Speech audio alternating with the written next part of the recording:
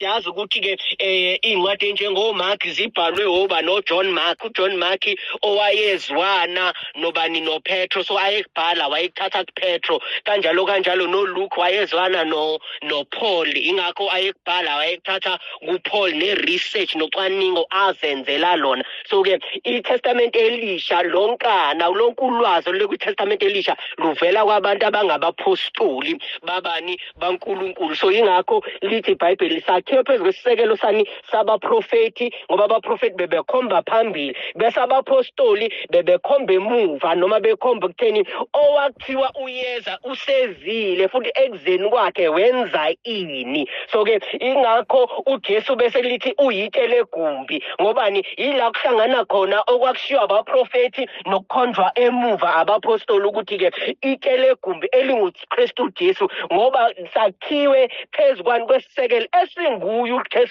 uKristu Jesu. Ngoba uma ufunda incwadi yabaHebheru iyasitshela ukuthi ke listen, iyasitshela ukuthi bheka ngiyeza ngoba kugcwaleni kwani komqulu kulotshiwe ngami ukuthi lo I come in the volume of the book it is written of me to do thy will. So ukukhuluma kaJesu lokho ekhuluma ngokuza kwakhe emhlabeni. Hallelujah. So ke isisekelo siyasibona ukuthi ke isisekelo singuJesu Kristu. So when we speak of apostolic and prophetic alignment, asikhulumi kahle hle njengamanje ngesisekelo sebandla sokuthi hayi sakhe phezu kwalezi iphiwe, ngoba asakhelwe eziphiweni kodwa sakhelwe kuKristu Jesu, umuntu uNkulunkulu aba uyena. Ngalesikhathi umuntu uNkulunkulu eba umuntu embatha inyama, ngalesikhathi ebonakala ehamba phakathi kwethu. So ke sikhonza yena, sakhelwe phezu kwakhe, but ukuqondiswa kwethu, our alignment today in the apostolic and prophetic ayikho kuleso sekelo, noma vele ungeke ukwazi ukusikhipha isisekelo, ngoba yonke into ngebandla likaJesu Kristu ingaye umnini webandla onguJesu Kristu. Haleluya. Ngithemba ukuthi sisezwana bazalwane. Haleluya. Amen. Okay, kulungile. Ngicheck network yami njalo ngoba ngibuza ukuthi siyezwana. So ke la sifunde khona kwabaseFesu ke uyaqala umpostoli Paul ubika udaba alibikayo ke uxoxa ngani ngoJesu ekhuphukele emazulwini, bese ekukhuphukeleni kwakhe emazulwini siyake sithi lo owephula izinkwa ezinhlanu enze njani efunza ixuku uyena owayehlephula waba izinkwa ezinhlanu okuyi-fivefold ministry, ngoba uyena owumpostoli. Usho njalo uPaul uthi our chief apostle and the Lord of our salvation Jesus Christ.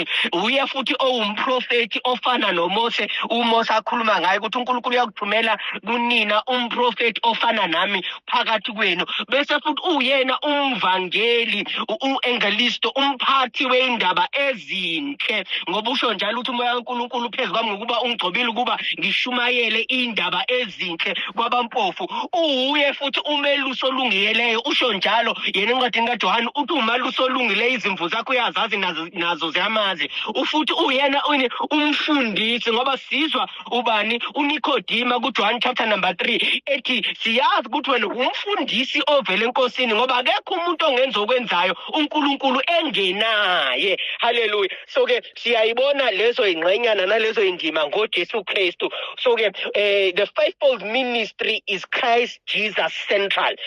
Futhi okuhle ngaso ngakho ngithi siyake sisenze isibonelo ngesandla mesikhuluma ngaso khona i-fivefold ministry nayo ingiyelahlekelwe ukuthi iyingxenye yomzimba ekumele engabe iyawukhonza, because i-fivefold ministry ayisibo abanikazi bebandla, kepha i-fivefold ministry izinceku ezisebenza ebandleni ukuze ibandla lakheke, ibandla lifinyelele ekukhuleni, ibandla lifinyelele la uNkulunkulu alifuna khona. Amen.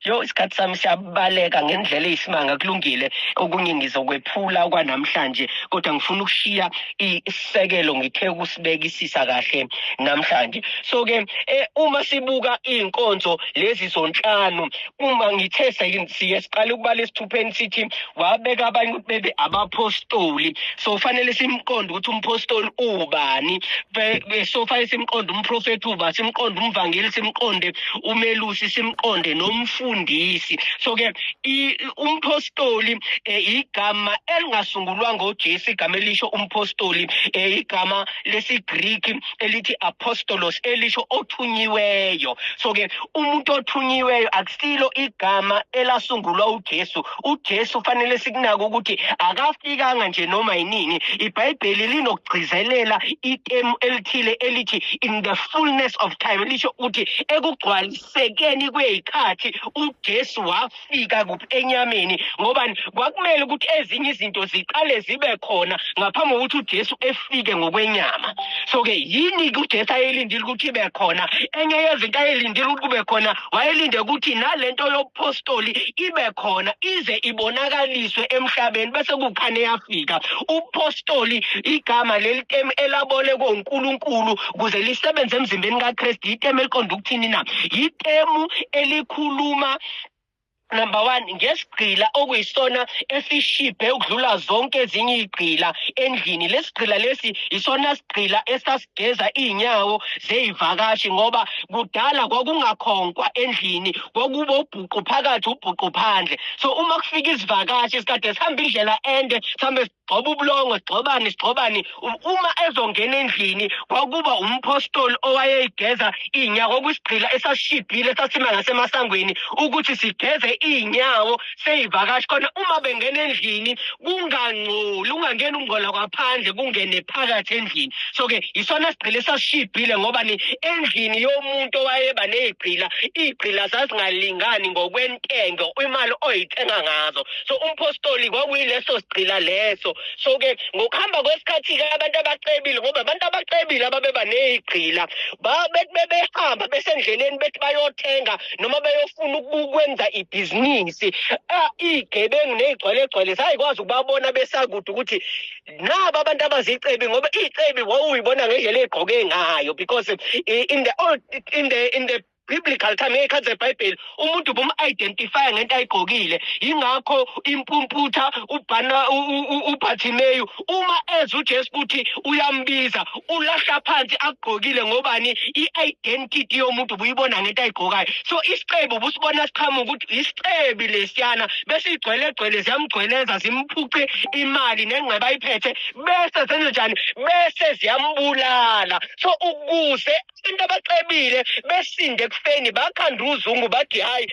uma sifuna ukuyokwenza ibhizinisi noma sifuna ukuyothenga akasithumele isigqila esishibhile ngoba sona siya afford ukuthi sife. So umpostoli is a servant that affords to die. Uyisigqila esi-affordayo ukuthi singafa ngoba ni intengo yaso iphansi. So ke waqala kanjalo-ke kwathunyelwa abantu abazigqila bephethe ingcebo, kodwa uma umbuka eqhamuka noma ehamba bungabona ukuthi uphethe ingcebo. Ingakho umpostoli Paul mebhala uthi sinale ngcebo iy'teni zobumba ukuze ubukhulu bamandla kuzoba kaNkulunkulu hayi thina. Ngobani? Bangabapostoli akubonakali mehamba umpostoli ukuthi umpostoli nento ayiphethe akubonakali. Ngobani?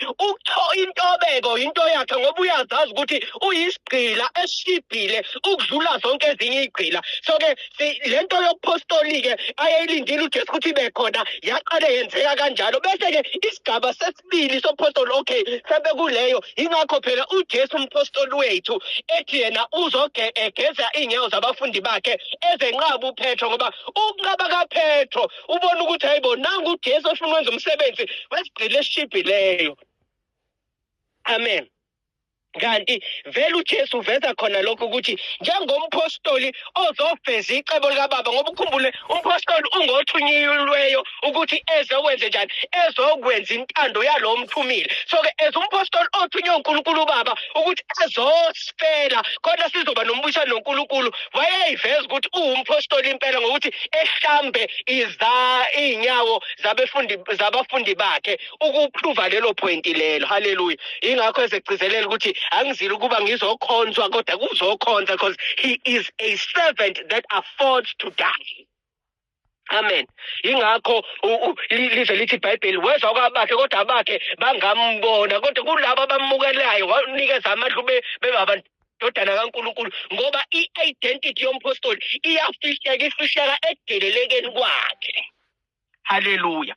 So ke siqhubeke nodaba. So umpostoli ke esinye isigaba sakhe ke umutadisha umsuka walo leligama ukuthi ikemu elalisetshenziswa yiRoman Empire amaRoma ngoba amaRoma wona indlela ayenqoba ngayo izizwe engafani nendlela oBabylon ababenqoba ngayo ngoba iBabylon yayithi mikunqoba yayithatha ikuthumbe uzohlala eBabylon kodwa isizwe samaRoma ngoba sasinamandla sisabalala ngamandla sona sasikwesi sinqobile isizwe bese sithumela umuntu umpostoli ukuthi fanele ezonqoba lelo zwe lolo ngokuthi efake imfundiso zaseRoma kube izona elawula abantu besezweni labo elinqotshwe yiRoma. So ke isigaba sesibili sompostoli sibona lapho and umpostoli ngaleso sigaba leso fanele kwazi ukuvusa inhlobonhlobo zabantu khona kuleso sizwe fanele kwazi ukuvusa abantu abangabathelisi. So fanele umpostoli kwazi ukurecognize umuntu one potential yokuba umthelisi emvuse emtrain bese yakwazi ukuthi ebomthelisi fanele kwazi ukuvusa amabutho fanele kwazi ukuvusa abadayisi fanele kwazi ukuvusa abantu abasebenza ngezandla. So umpostoli fanele benalento okwazi ukuthi evuse umuntu hayi ngokumvusa kuphela fanele qale kwazi umbona ukuthi une potential yani bese ayibonile bese yamvusa ukuthi ebe yilokhu ambonayo ukuthi une potential yayo.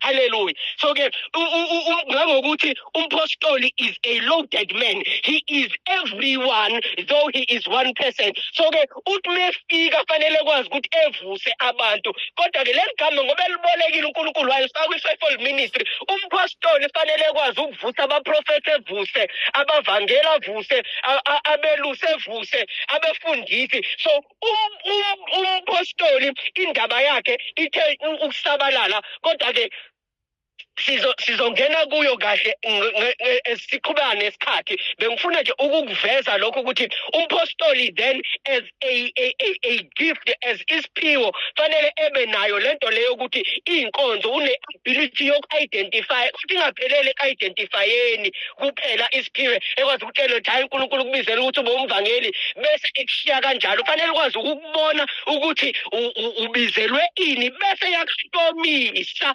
ekukhulise bese yakhulula njengalento akubone uyi ngoba ngithi usekukhulisile ingakho sibona umpostoli uPaul ekhulula ubani ukhulula uTitus ukhulula uTimothy ngobani ukwazile ukubona isiphiwo wasisebenza wasikhulisa savuthwa wase yabakhulula. Umpostoli akabe umpostoli umeshuleka ukukhulula abantu ukuthi behambe ecebeni kaNkulunkulu ngempilo zabo.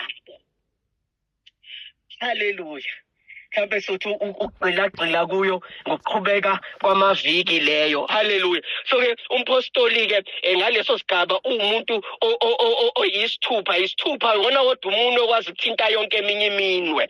So ke ngalokho he carries leyo grace of capacitating others. Ngiyazi kunemfundiso ethi umpostoli ukwazi ukwenza konke. Iqiniso lithi kungenzeka okunye noma amanye ama-aspects of i-fivefold kumshaye kuthola ukuthi kunama weak areas ne because umpostoli akasisi starring.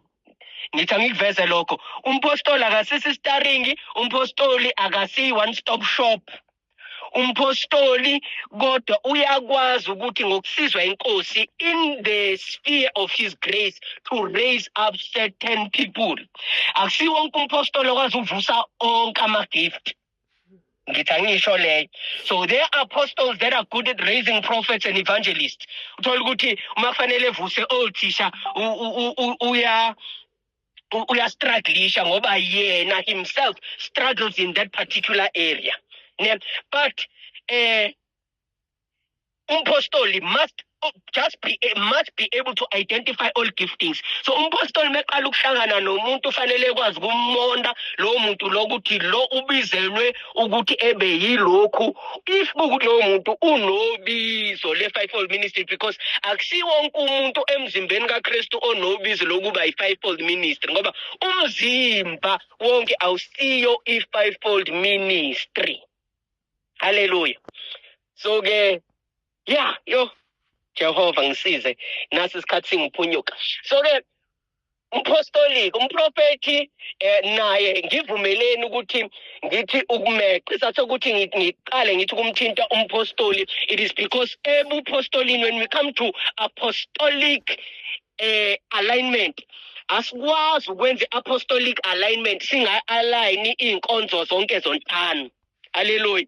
So ke ngivumeleni ukuthi ngizodlula kumpostoli nomprofeti, hayi ngoba nakho ngidlula abangcwele, ngifuna ukubanikeza isikhathi sigcine ngabo noma bengasekuqaleni, ngoba uma ngingaqala ngabo singagcine lezi ezinye iy'ngxenye ze-fivefold ministry singayithintanga at all. Ne? So ke ngivumeleni ukuthi ngimeqe umpostoli, ngimeqe umprofeti, ngithinte okwanamhlanje ngokwesikhathi singisalele mhlawumbe ngizokwazi ukuthinta umvangeli nomelusi kafishane. Ne? Kodwa mhlawumbe ngaphambi ukuthi ngifike lana ngifuna ukudila nento eyisisekelo noma nesifundiso esiyisisekelo engisibonayo ukuthi engathi siyadingeka emzimbeni kaKristu, kakhulukazi kule nsuku lezi. Isisekelo, it's a foundational teaching impela, kodwa engathi siwumzimba kaKristu sesihambe sahamba sakukhohlwa lokho.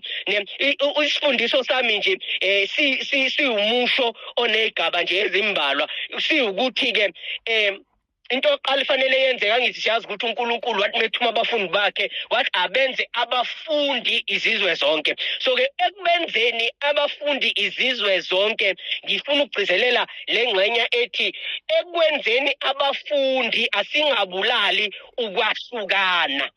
So in discipleship you must not kill diversity.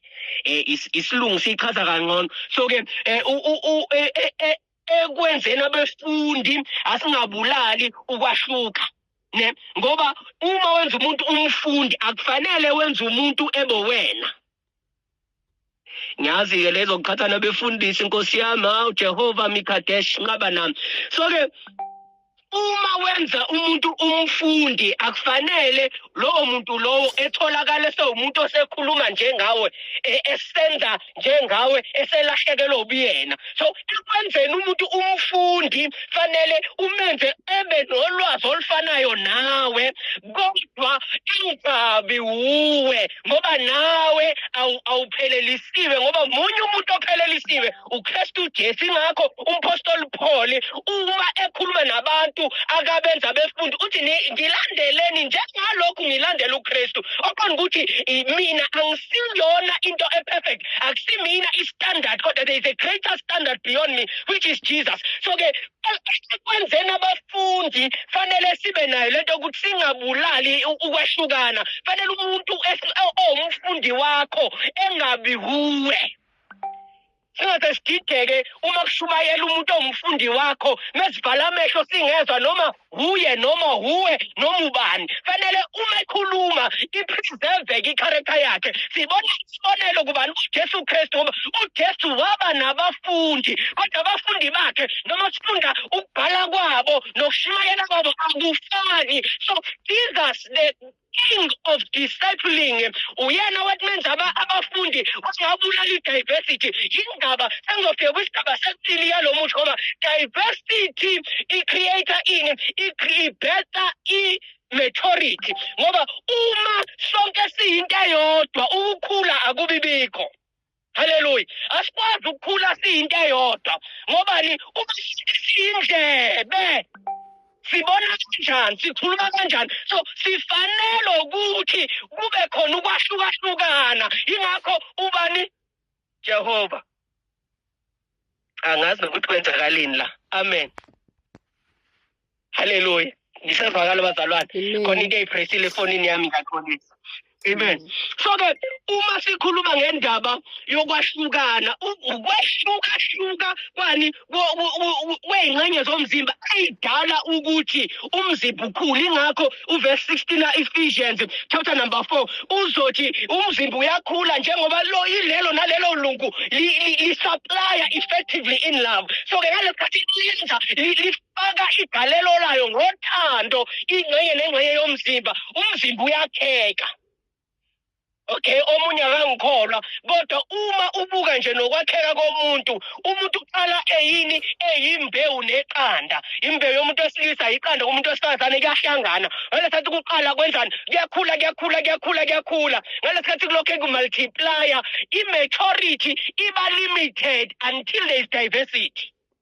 Uma kuqala kuhlukahlukana awusekuvela unyawo, sekuvela izandla, sekuvela ikhanda, ila khona ukukhula kuvela khona. Otherwise ungama-cell afanayo, leyo pregnancy kuthiwa ayinakhuzanga, is an unsuccessful pregnancy. Bese-ke kufanele ekline isibeletho umuntu wesimame. Ngobani? Kuhlulekela kwi-diversity. Iyona nto siyenze emzimbeni kaKristu.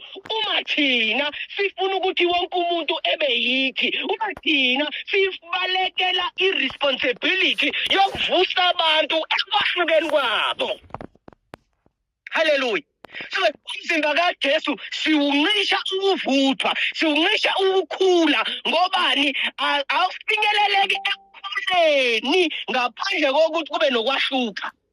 Ingakho uchapter number 12 ka-Ephesians uyabala ukuthi umzimba wona uneyingxenye ehlukahlukene, noma wona umzimba unjani uwodwa. Kahle uma uyibheka le ndaba yomzimba, uPaul uyiqala ku-chapter 11 ezeyivale chapter 14 kwabaseKorinte chapter 1 Corinthians. So from chapter 11 kwingxenye yesibili la khuluma khona ngesidlo senkosi, usuke ethi-ke abasidla ngokungafanelekile benganaki umzimba kaKristu. Ngobani? Fanele noma usidla isidlo ukhumbule ukuthi awusiwo lolo dilunga lomzimba kaKristu. Futhi akufanele ukuthi uhlangana nomuntu, wonke umuntu ohlangana naye ufuna yena ekhonzela ukhonza khona. Haleluya. Ngikhuluma nosonto lami ababona ukuthi umfundisi wami uyena mfundisi ogcotshiwe. Iqiniso elihle futhi ngisho kahle ngumfundisi lokhu ukuthi-ke akekho umuntu owake wakhula ngokuphelele ngokulalela umuntu oyedwa. Ngoba sazi ingosana, sibona ingosana, siqonda ingosana, sizodingana. Ngobani? Hlangana ingosana kuvela isithombe esiphelele sikaKristu Jesu. Hallelujah. So-ke Jesus isikhathi sami kodwa kulungile. Sengizofika. So-ke into esiyibonayo umusho wami uthi discipleship must not kill diversity. So ukwenza abafundi angabulali ukwehlukana, ngoba ukwehlukana kuzala ukukhula, kuzala ukuvuthwa, it births maturity. Ngoba ukuvuthwa noba mdala kwenze njani? Kuzala-ke khona ini-unity. Ubumbano luvela ekukhuleni. So-ke linegaba lo musho unegaba. So ahlulika lapha ka-discipleship siyilahlile vele ukuthi uma sesenza wonke umuntu afana nathi, sangayiqonda indaba yani, indaba yokwehlukana nokubaluleka kwakho. Sizodala ukuthi wonke umuntu okhulumayo, wonke umuntu ongaphansi kamsweli ukhuluma njengomsweli, uthandaza njengomsweli, noma ungamema umsweli nama-sons akhe awu-5 bonke bawumuntu oyedwa. Sonke afana nokuthi umenye umuntu oyedwa. Amen bazalwane. Ngiyazi ukuthi ibucayana le, kodwa-ke simele ukuthi siyishanele indlu kaJehova. Ngoba ngaphandle ukuthi siyilungise le ndima nale ngxenyana lena, sizoba nenkinga yokuthi sizoshayana, sizondane, ngoba sihluleke ukuqonda izinto eziyisekelo, izinto ezilulana ohambeni lokukholwa. Bese silokhe sithi sifuna lokhuya okwenza kuphi encwadini yezenzo, akuze ukufinyeleleka lapho ngoba silahle lokho okuyisekelo. Hallelujah. So-ke ukwenza kahle abafundi akungabulali ukwehlukana. So-ke i-responsibility yawonke umuntu-ke onabafundi akabafundisayo ukuthi akagade amfundisayo ukuthi lo amfundisayo engaphenduki eboyena. Akakufuze ekuthandeni izwe, akakufuze enjani ekuthandazeni, ekuthandeni umkhuleko, kodwa akangabi ucopy and paste wakho. Hallelujah. So discipleship must not kill diversity. Ngoba ukwehluka kwamalungu omzimba ikhona okudala ukuthi ifinyelele ekukhuleni, esifinyelele ekuvuthweni. So ngalesikhathi lo munye emuthi umeprofeta, uprofeta ngevesi, lo munye umeprofeta, uprofeta ngeculo, lo munye umeprofeta, uprofeta ngelo, so umzimba uyapheka. So uma sonke sasiyinto eyodwa sibuyele entweni yokuba ingane, ngoba ukuba ingane ukuthi wena mina ngokamsweli, mina ngokabanibani, mina ngokwabani, mina ngokwabani, bese siyabona ungakhulukweni, ngoba iyona nto umpostoli Paul ayikhuzayo laphayana ku-chapter 3 waseKorinte no chapter 2 uthi nisezingane uma nisahlukaniswa ukuthi ubani enimthandayo.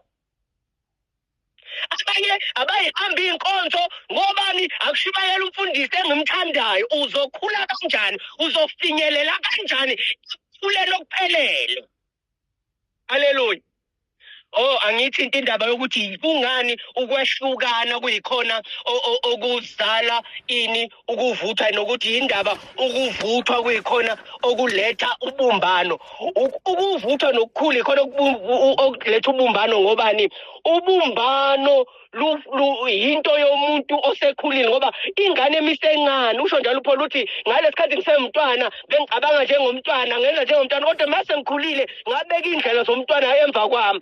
So ubuntwana bokuthi bonke abantu abeze kimi ngifuna ukushimayeza abantu abawu-100,000, ngizokhanda i-auditorium ezogcwala abantu abawu-100,000.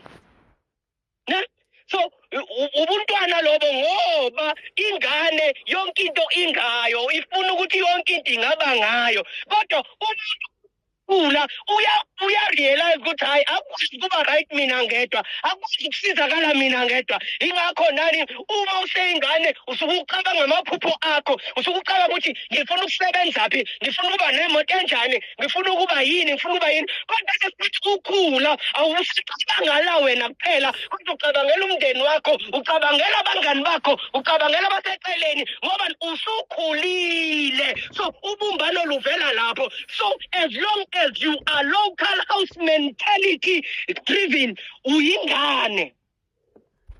Umuntu nje ucabanga isonto lami, uyicabanga ibandla, ucabanga la ikhonza khona, uyingane engakafinyeleli ekuvuthweni. So usayidinga i-diversity, usadinga ukubona ukuthi nabanye abafundisi bayakwazi ukuchaza iBhayibheli kangcono nomfundisi wakho, abanye abafundisi bayakwazi ukuprofetha kangcono nomfundisi wakho, abanye abafundisi bayakwazi ukuthandaza kangcono nomfundisi wakho. Akusiyi competition, into yokuthi kwakheka ibandla. Uma singabambaleka ukuthi ayisiyi umqophisi lento, kodwa indaba yokwakheka komzimba kaKristu. Lithi iBhayibheli ukuze amalunga onke akheke ekubeni yini, yinhloko enguKristu Jesu. Injongo yethu ukuthi sifuze sifane naye uJesu. Haleluya. So ke bengithi angisho lowo musho lowo ngobani uyisekelo esibalekile esesithe sasibekela siyibandla. Ngizosho wonke ngesingisi.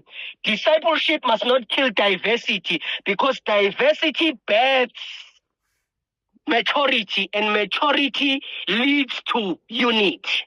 So ke ibandla li-divided ngoba we are immature. It's just ukuthi be immature because we are busy suppressing diversity.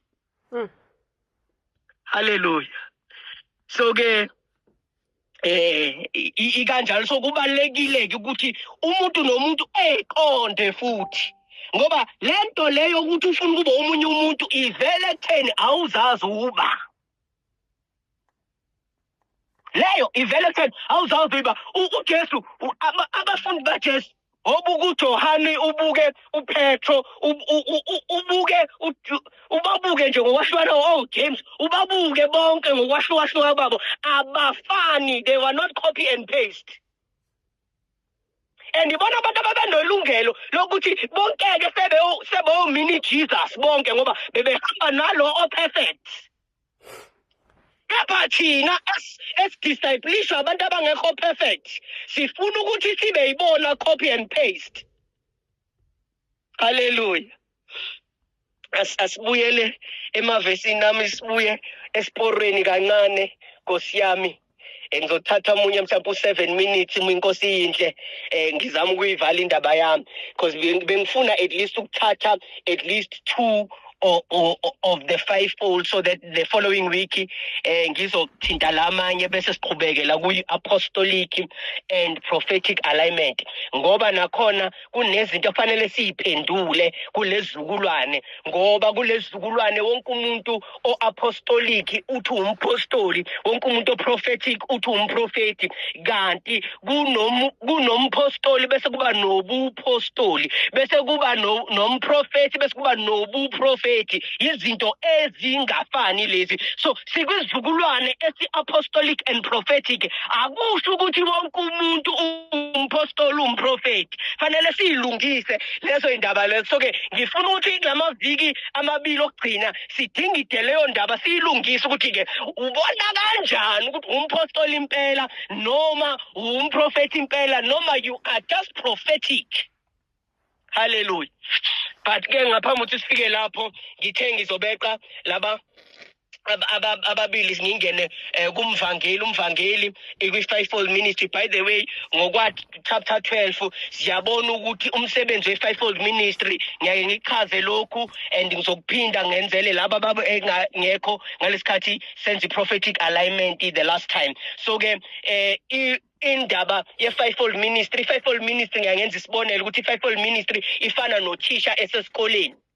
Umpostoli umsebenzi wakhe emzimbeni kaKristu ukuthi efundisa abazalwane ukuthi bebe apostolic. Umprofeti ufundisa abazalwane ukuthi bebe prophetic, kanjalo umvangeli abantu kube evangelistic, kanjalo umelusi, kanjalo nomfundisi. So each person ufana nothisha. Uthisha weMaths esikoleni ufundisa ingane ukuthi yenze njani yazi iMaths. Kufika weGeography efundisa ingane ukuthi yazi iGeography. Kodwa ingane efanele ikwazi ukuphasa onke lama subjects ukuze sithi they are graduating to the next level to the next class. So ke umzalwane fanele azi yonke into eyaziwe yi-5-fold ministry.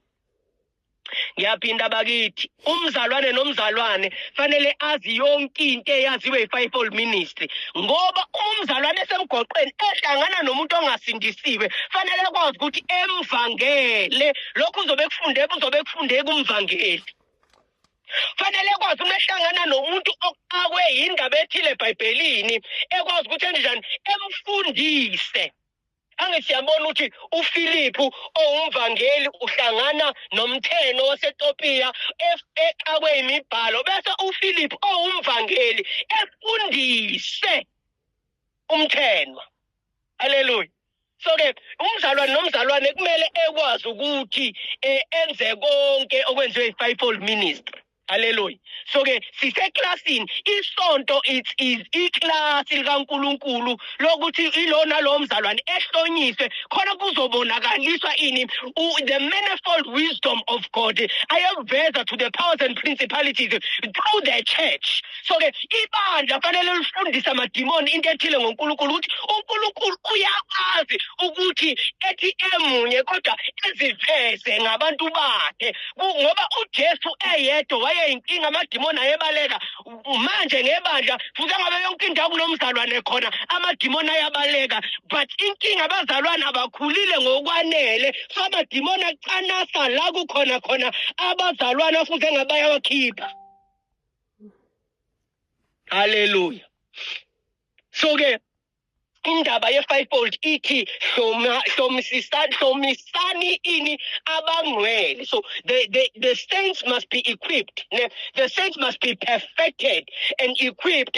Bese abazalwane aba-equipiwe bese kuthiwa ibona aba-edify umzimba kaKristu. Umzimba kaKristu uba weak uma i-5-fold kuyiyona efuna uku-edify umzimba kanti abazalwane aba-edify umzimba ngokwevesi.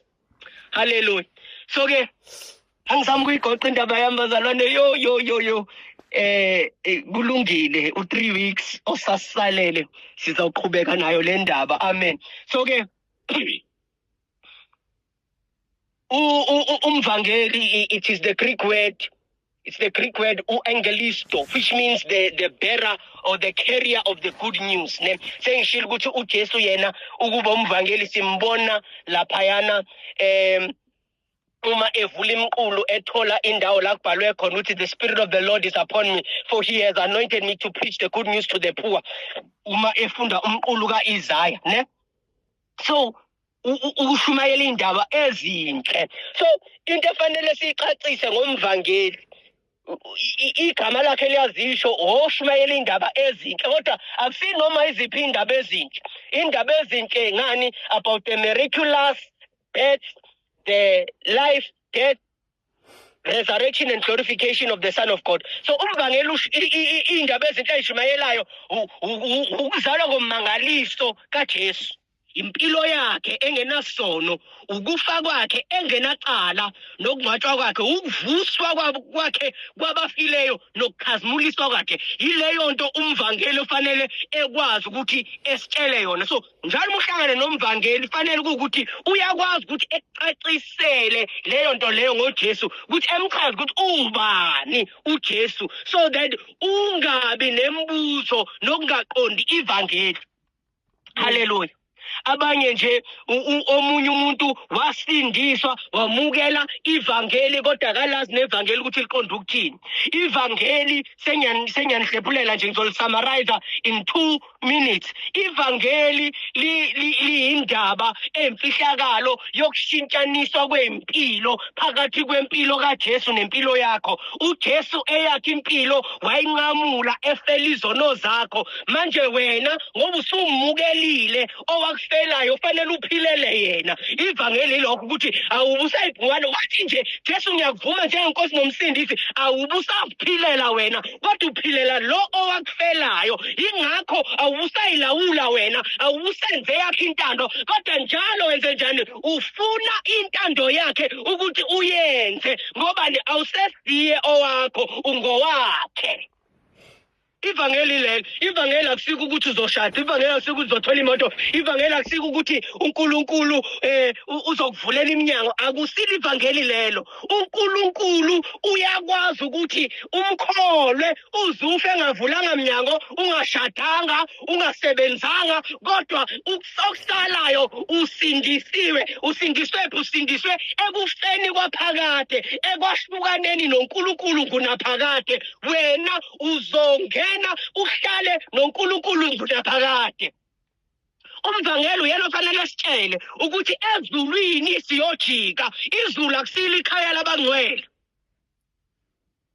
Awusesiyaxabana njalo. Izulu akusiyo ikhaya labangcwele. Incwadi yesambulo ithi ezulwini kuyoba nomkhosi womshado. Emva kwalokho uyohlanza umhlaba ngani ngombhabhadiso womlilo. Jerusalem elisha lizokwehla lisuke ezulwini lize emhlabeni.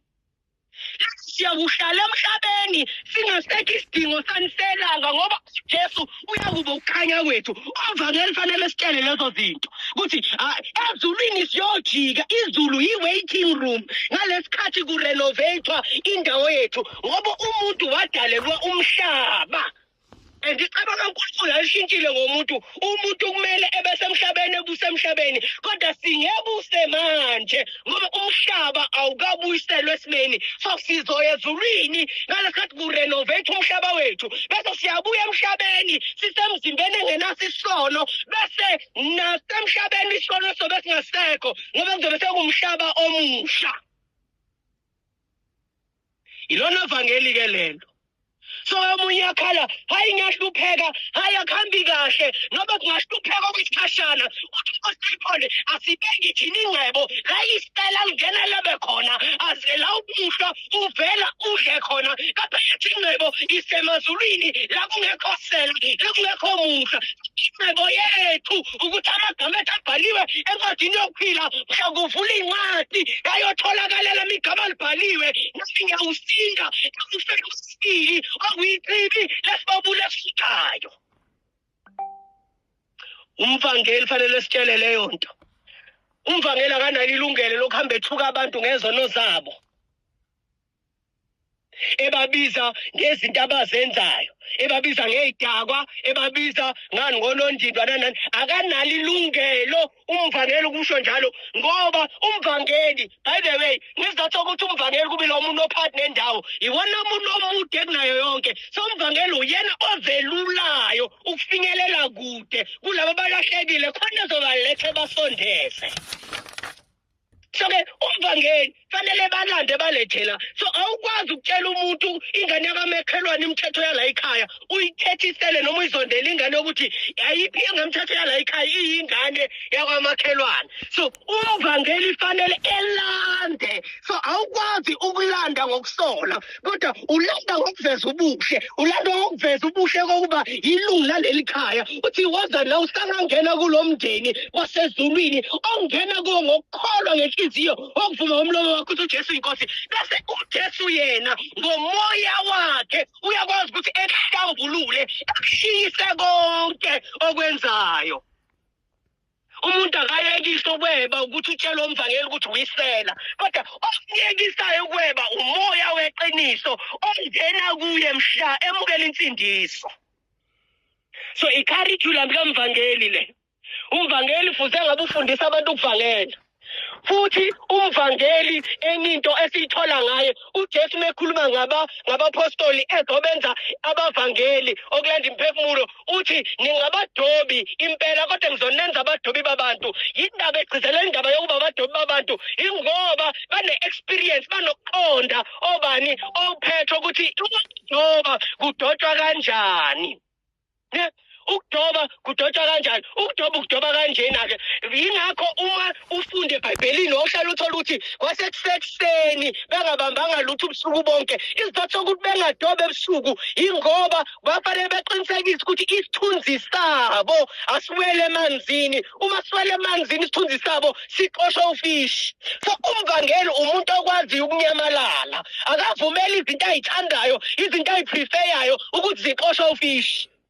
So isimilo somvangeli fanele kube isona similo esiyisibonele emzimbeni kaKristu wonke, ngoba impilo ayiphilayo fanele iqinisekise ukuthi awufishi abaxosheki, ngoba ukhumbula ukuthi awufishi manje asasiza iy'nhlelo zowufisha abantu imiphefumulo. So simele kuba yini abadobi babantu. So umvangeli fanele sifundise lokho. Haleluya. So-ke babedobe ebusuku ngoba isithunzi sakho hamele siwele emanzini, ngoba ufishi beke wabona isithunzi uyabaleka. So you do not present yourself, awushumayeli wena. So umvangeli wey'ngaba ngaye ugejile ngoba isithunzi sakhe sesiwele emanzini, kungenzeka sixoshe inhlanzi. Umvangeli umuntu wevesi. Umvangeli umuntu ocacisayo owenza kuqondeke kalula lezinto eziyinkinga embhalweni ukuze kuzuze kumphefumulo. uFiliphu wacacisa indaba ayengayiqondi umthenwa, waze wathi umthenwa yini engangivimba ukuthi ngibhabhadiswe. So indaba uyibeka icace. Awufiki nethi ngisesikhulu bese uthi umvangeli uma ukhuluma izulu bakhuluma isingisi khuluma isingisi ukuze uzuze othile. Ingakho umpostoli Paul uma enza umsebenzi womvangeli uthi ngaba yikho konke kubo bonke ukuze ngizuze ingosana. Haleluya. Hey mayibonga inkosi. Umvangeli loyo ngizoyivala kuMelusi.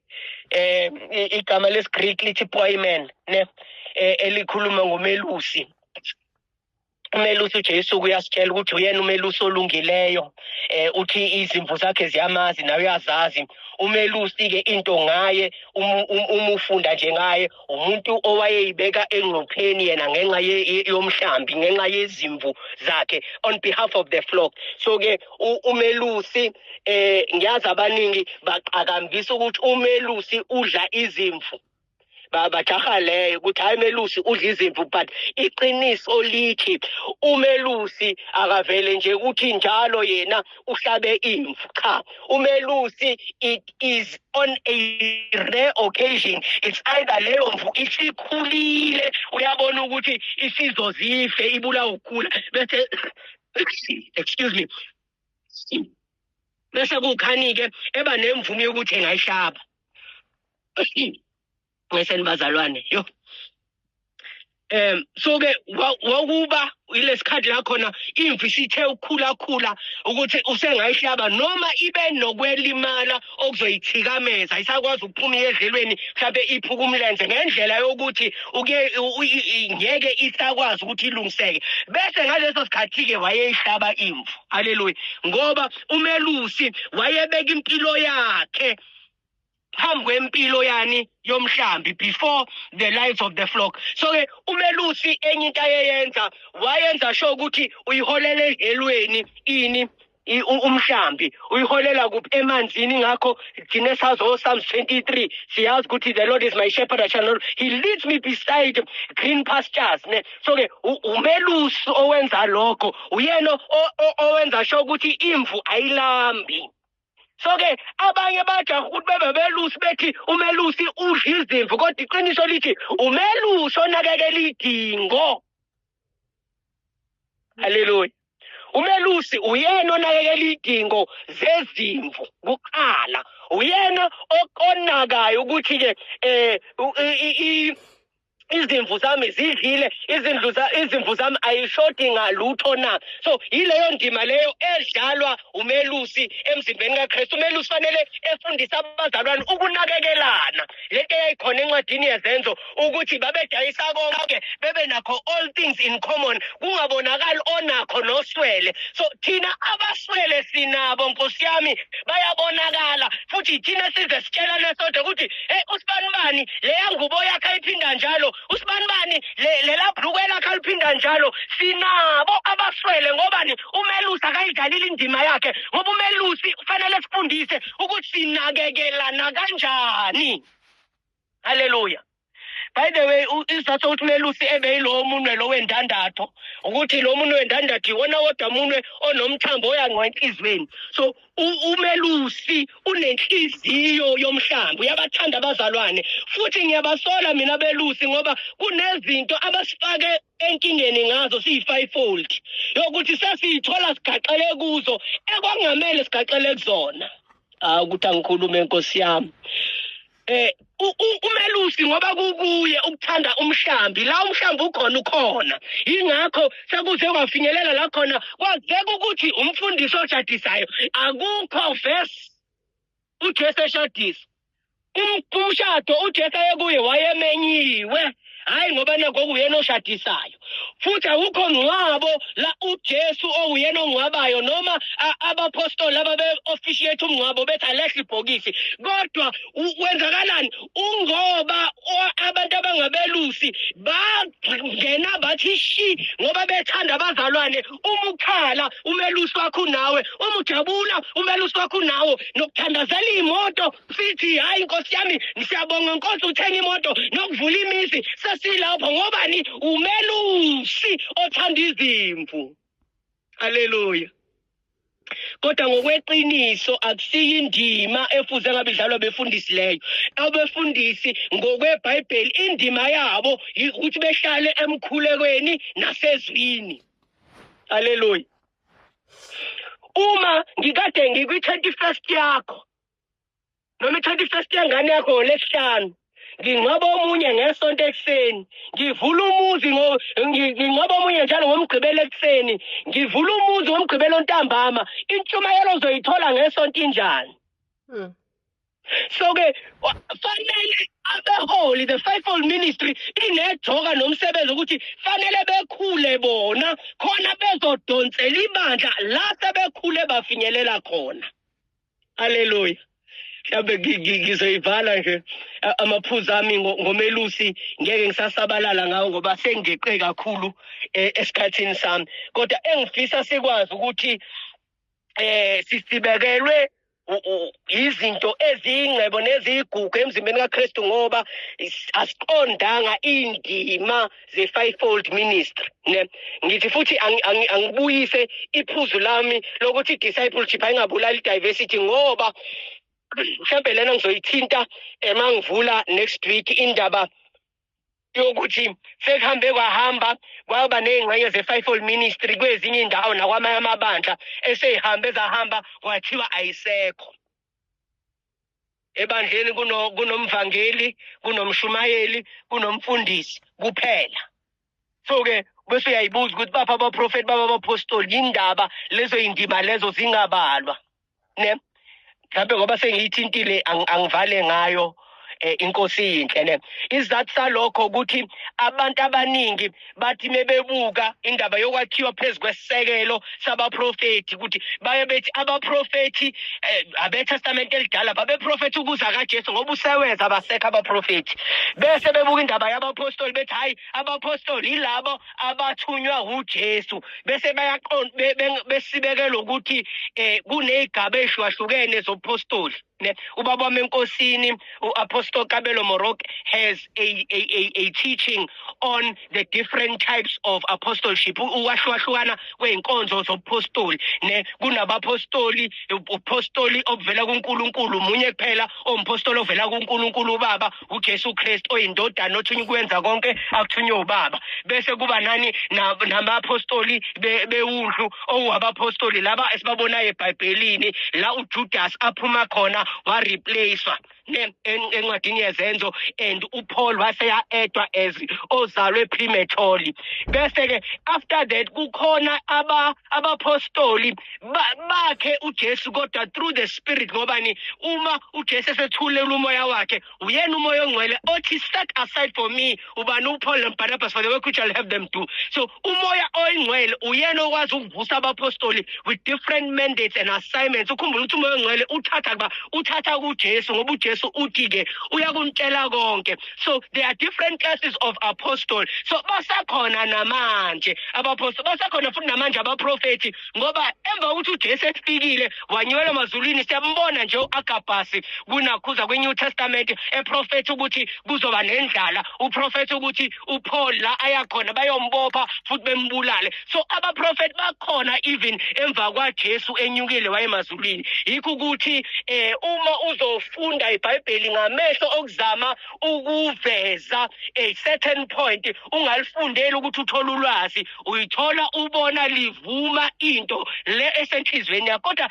ngokweqiniso izinkonzo zohlanu sisamile emhlabeni sisawenza umsebenzi ngoba verse 13 uthi until we reach the unity of the faith and the knowledge and the faith in the Son of God. So ke umsebenzi we-fivefold ministry une expiry date. Abekho abapostoli ezulwini, abekho abavangeli ezulwini, abekho abefundisi ezulwini. So uma wena uzigada uyiphakamisa ngokuthi wena umpostoli, umuntu engakubiza ngompostoli uqasukile, umuntu engakubiza ngomprofeti uqasukile, unenkinga ngoba la siyakhona yikho leyo nto izoseva ipurpose manje okwesikhashana indaba ye-fivefold ministry. Hallelujah.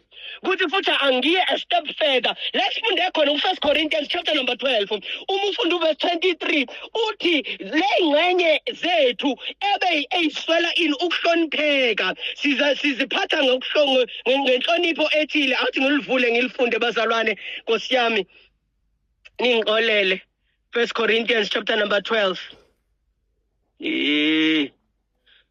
Chapter number 12 ngizofunda verse 23. Lithi nalezo zitho zomzimba ezingathi zidelelekile kunezinye izona esizazisa kakhulu nalezo ezinamahloni ngazo zihlonipheka kakhulu. So ilezi eyinamahloni ehlonipheka kakhulu. So uma uyi-fivefold ministry member okwazi ukuthi wile phathe namahloni ehlonipheka kakhulu. Iqonda ukuthini lo mbhalo lona ngizokhuluma nje ngiyibeke ngendawo ehloniphekile. Sonke njengamanje sigqokile kodwa uma sigqokile kunezingxenye zethu ezigqoka kakhulu kunezinye. Yilezo indawo eyinamahloni esinjani ezihlonipheka kakhulu. Zihlonishwa ukuthi kunezinye izembatho ezembathayo. So ukuthi wena unale calling yokuba kwi-fivefold ukwembathiseka kwakho ukuthi wena ubungahloniphekile. And iqiniso uma umbuka umuntu obizelwe kwi-fivefold imvamisa vele uJesu usubizo yey inkinga yomuntu. Sisizwa uJesu nje ukuthi wasindisa wasifumana bese kusindise kunjalo wasesimbathisa ngento yokuthi sohlonipheka. So ingakho abanye bezebelwe kangakuthi bafuna kwazeka ukuthi usefikile uGeneral Bishop, usefikile umpostoli wabapostoli, kanti indaba yokuthi uswele lento leyo ukuthi ehlonipheke, so wambathiswa yona. Haleluya. So ke fanele sikwazi lokho siqonde.